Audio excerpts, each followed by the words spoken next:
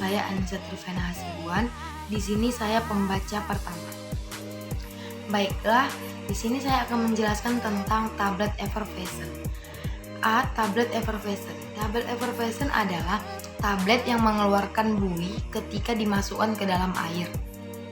Buih yang keluar tersebut adalah gas karbon dioksida yang dihasilkan dari reaksi antara asam organik dengan asam turunan karbonat. Gas karbon dioksida ini membantu mempercepat hancurnya tablet dan meningkatkan kelarutan zat aktif. Selain itu, gas karbon dioksida juga memberi rasa segar seperti halnya pada minuman kaleng. Pada minuman kaleng berkarbonat. Kandungan tablet effervescent merupakan campuran asam sitrat dan asam tartar dan natrium bikarbonat yang jika dilarutkan dengan lingkungan berair akan bereaksi menghasilkan karbon dioksida. Keuntungan effervescent ada dua. Yang pertama, memiliki penyiapan larutan dalam waktu seketika yang mengandung dosis yang tepat. Yang kedua, rasa menyenangkan karena berkarbonisasi membantu menutup rasa zat aktif yang tidak enak. Effervescent. Yang pertama itu kesukaran untuk menghasilkan produk yang stabil secara kimia. Dan yang kedua itu kelembaban udara sama pembuatan produk. Mungkin sudah cukup untuk memulai reaktivitas effervescent. Nah, untuk pembuatan effervescent ada 3. Yang pertama itu granulasi basah, yang kedua granulasi kering, dan yang ketiga metode fluid. Saya Anissa Fadila, saya akan melanjutkan tentang granulasi basah. Cara pemanasan. Biasanya komponen asam yang dipanaskan. Granulasi dengan cairan reaktif bahan granulasi yang efektif dalam air. Proses berdasarkan penambahan sedikit air 0,1-0,5% yang disemprotkan pada campuran sehingga terjadi reaksi menghasilkan granul. Granulasi dengan cairan non-reaktif. Cairan yang digunakan adalah etanol atau isopropanol. Granulasi kering. Cara subling, dibuat bongkah-bongkah tablet ukuran besar menggunakan mesin tablet. Kemudian tablet dimasukkan ke dalam mesin granulasi untuk dihaluskan menjadi ukuran yang dikehendaki. Cara kompaktor, menggunakan mesin khusus roll kompaktor yang menggempal serbuk premix menjadi bentuk pita atau lempeng di antara dua roll yang berputar berlawanan. Bahan dihaluskan menjadi granul dalam mesin granul. Bahan tablet effervescent. Yang pertama, sumber karbon dioksida. Sumber karbon dioksida dari tablet effervescent didapat dari garam-garam karbonat. Karena garam ini dapat menghasilkan 53% karbon dioksida. Garam yang sering digunakan adalah natrium bikarbonat dan natrium karbonat. Yang kedua, sumber asam. Asam sitrat dapat larut dengan mudah dan cepat. Dan dalam bentuk granul dapat mengalir dengan bebas.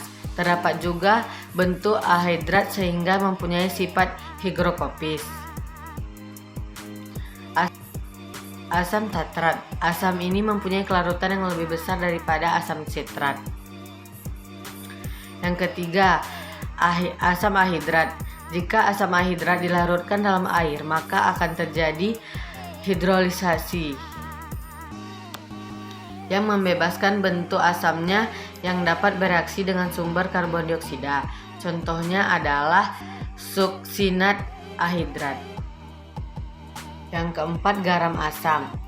Garam ini dapat digunakan karena dalam larutan. Garam ini dapat menghasilkan proton dan menghasilkan larutan dengan pH di bawah 7.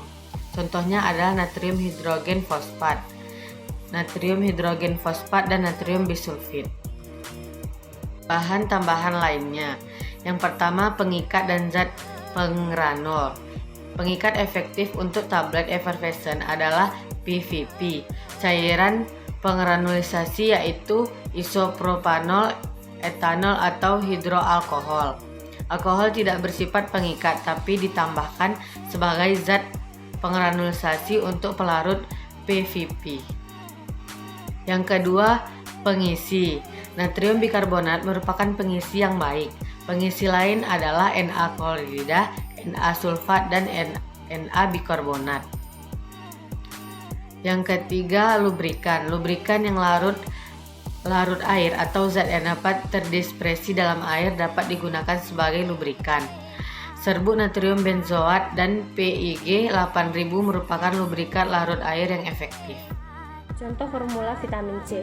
Satu tablet effervescent dibuat dengan bobot 1,5 gram. Formula untuk satu buah tablet effervescent yaitu vitamin C 500 mg, pyridoxine 20 mg, PFP 3% 45 mg, sukrosa 15% 225 mg, asam sitrat monohidrat 208 mg, asam tatrat 222,9 mg, natrium bikarbonat 249,5 mg, PEG 8000 30 mg.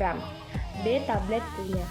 Tablet kunyah dimaksud untuk dikunyah, memberikan residu untuk rasa enak dalam rongga mulut, mudah ditelan dan tidak meninggalkan rasa pahit atau tidak enak.